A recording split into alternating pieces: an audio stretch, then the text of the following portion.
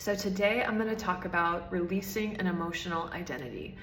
And I wanted to talk about this because we're in a very powerful eclipse window. Today's 999, which is an amazing energy of completion.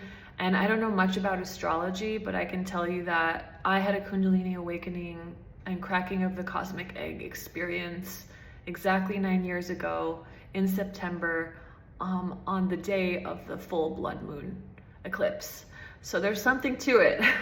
So it's nice in times like this to use the tools that we have to leverage this energy.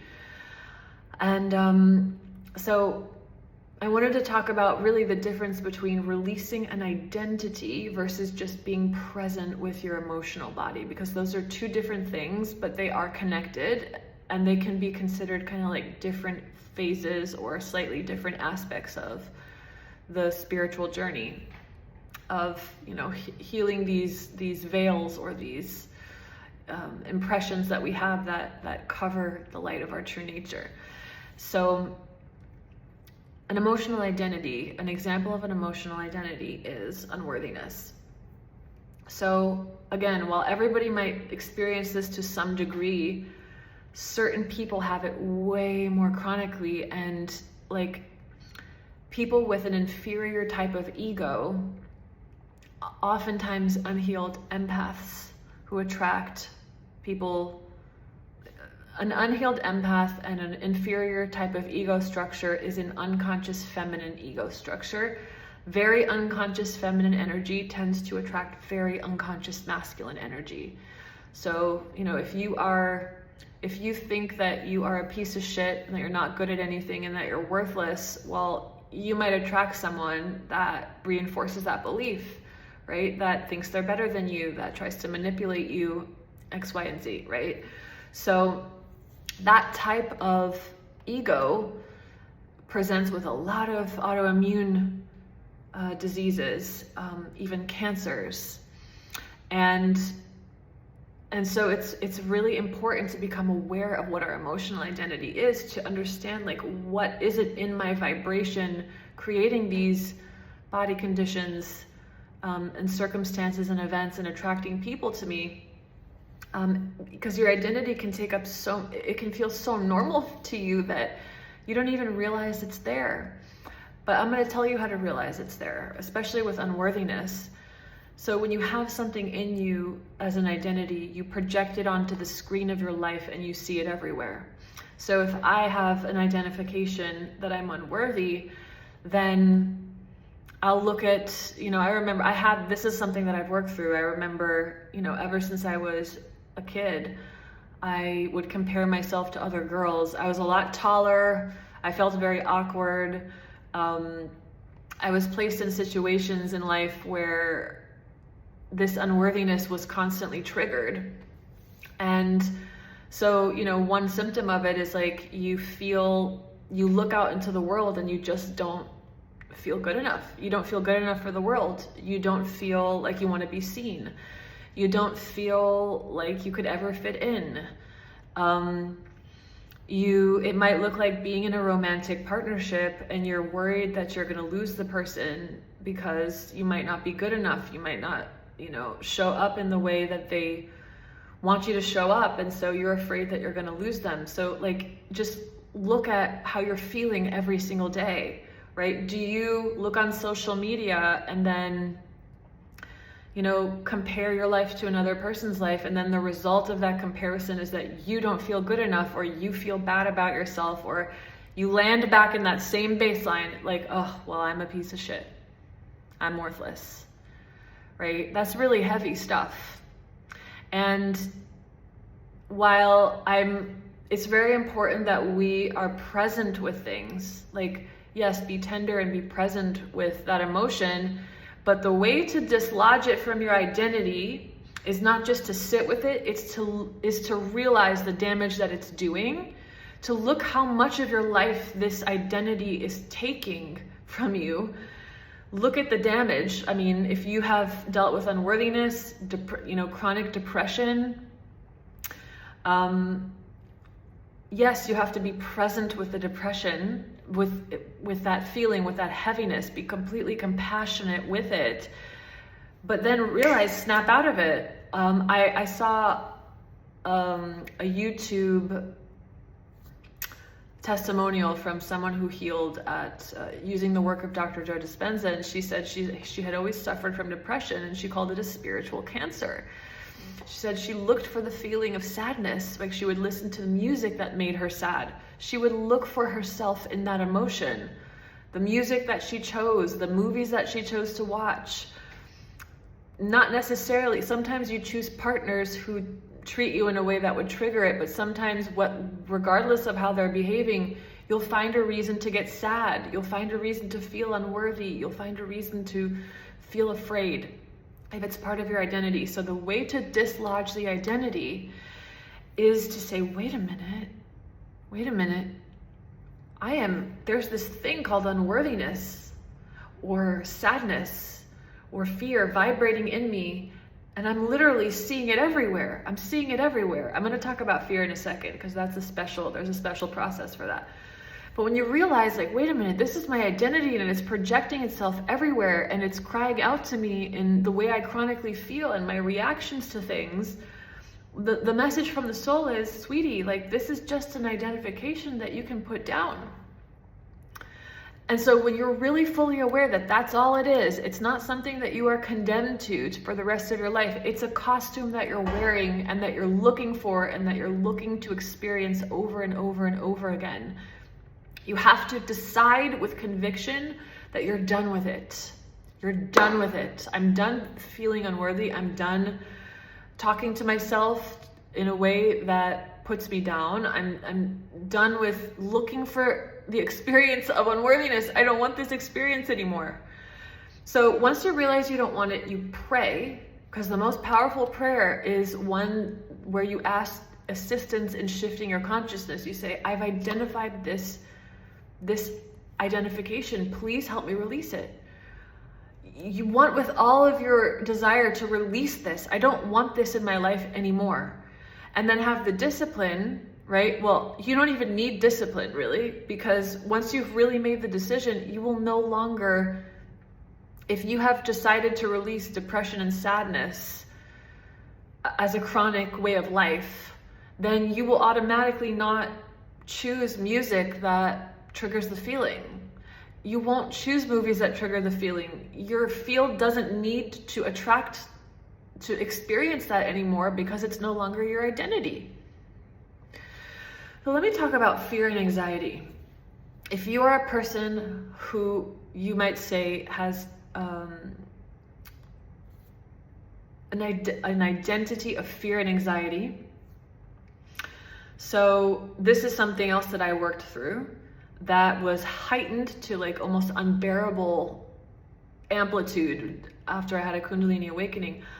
Everything in life made me afraid. I had cancer in 2012, and I remember before I had cancer, I was so afraid of cancer. Nobody in my family had it. I had no logical reason to be afraid of it. It was just an impression in my soul, like, well, not in the soul, but in the subtle body of, wait, there's like this really intense fear of dying this type of death. And I was very fearful of so many things. I was fearful about so many things before I got cancer, and then I got cancer, which, by the way, the experience itself is not nearly as scary as the thought.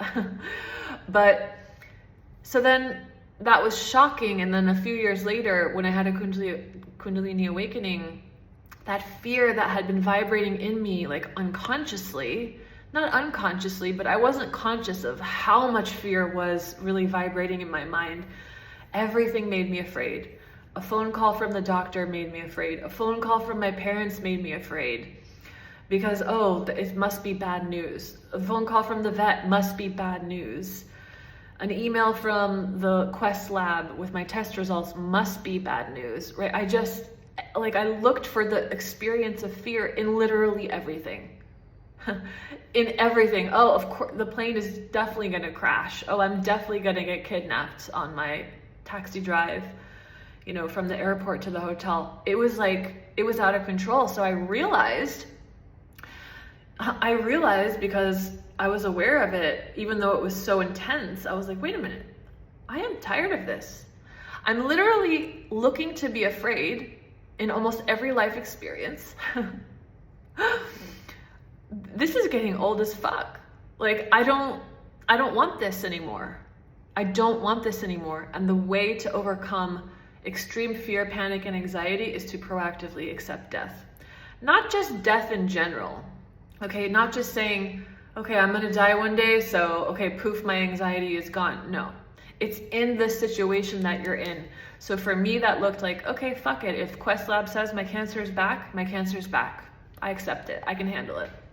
Right? A lot of times piled on with fear is a belief that we can't handle something. And so the fear feels even worse.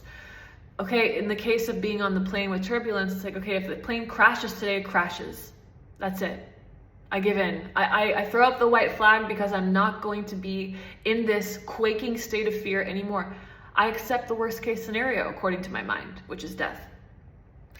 Hey, somebody kidnaps me on the way from the hotel, from the airport to the hotel at 1 a.m. Fuck it. It is what it is. You know, if it's my time, it's my time. If it's my day, if it's my day.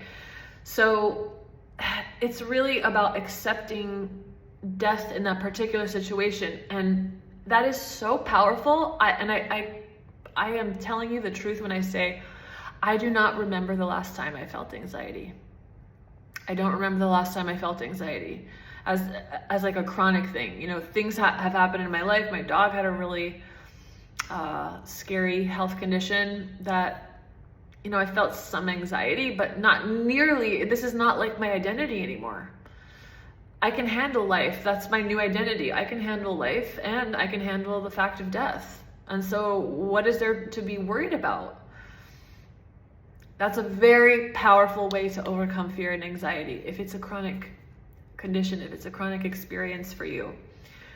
So the emotional identity is different from the just being present with whatever emotions arise. Yes, we have to be present with emotions that arise, because if you're not present with them, then your mind and your emotions aren't working together. The male and the female aren't working together. You can't be in the present moment. And most human beings are professional escape artists that pretty much all they do is escape their feelings. So for sure, as a first step, right, you have to train yourself to, what am I even feeling anyway? How can you figure out what your emotional identity is if you don't even know what your emotion is? No, I'm not afraid. No, I'm not afraid. No, I have like this, like my teeth are grinding and I have like really a sour stomach, you know, at the thought of so many different things in my life, but I'm definitely not afraid though, right? That's, you know, that's telling myself I'm not afraid. But if I actually go into my body and I'm honest about what's happening there, okay, there's a truth there that there is fear. And that pure presence does dissolve the intensity of it, and simply being present with your emotional body is enough for a lot of the emotions that you experience. But for your emotional identity, which is your identification, your identity, you literally don't feel like yourself if you're not sad, depressed, heavy, unworthy. That's like a different level of the mind.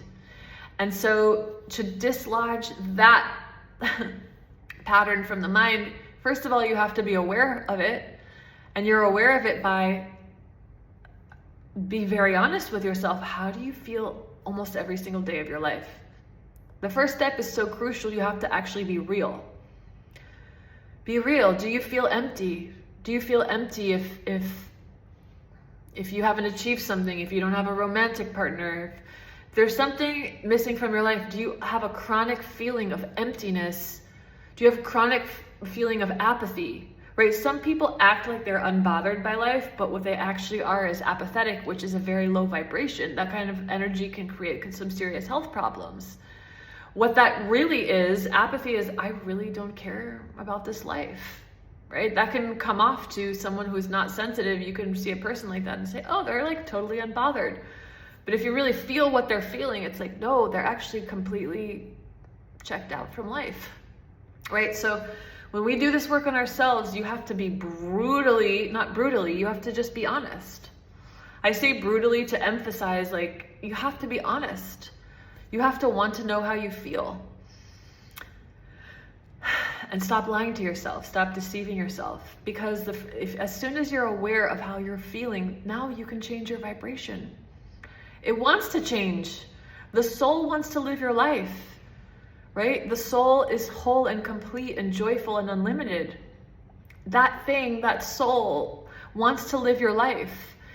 But as long as you're covering up the veils that need to be removed, as long as you're avoiding them, like, how can your soul live your life unless you're honest about the veils that are actually there? And now once you're honest about the things that are there, the depression, the unworthiness, the heaviness, the emptiness, and you see how much you projected onto the screen of your life, you look for it. You look for it on your phone, you look for it in social media, you look for yourself in these feelings. And then you have the awareness of, wait a minute, I don't have to be this. This is not who I really am.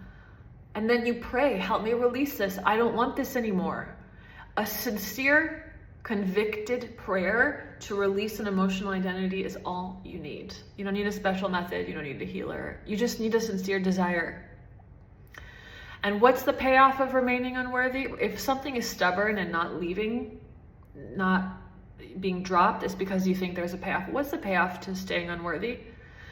Well, if I'm unworthy, then I never have to lose anyone. Because if I'm unworthy in the first place, then I'll push someone away from me, or I'll leave them, and I'll never have to lose them. I'll never have to feel the pain of my worst nightmare that I'm not good enough. At least I'm in control of feeling not good enough. I'm not going to let somebody else control that I feel not good enough.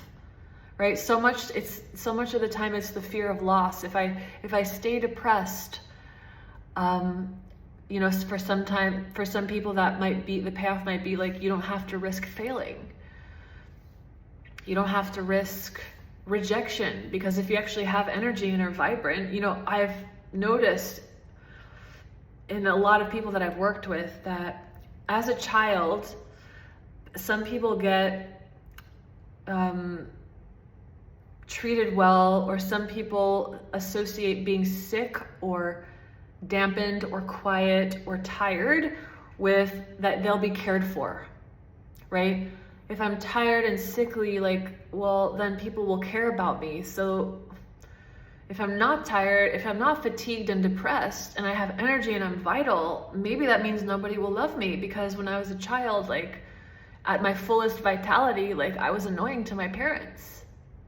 There's a lot of payoffs, and all you have to do is find the payoff, if there is one, and discard it.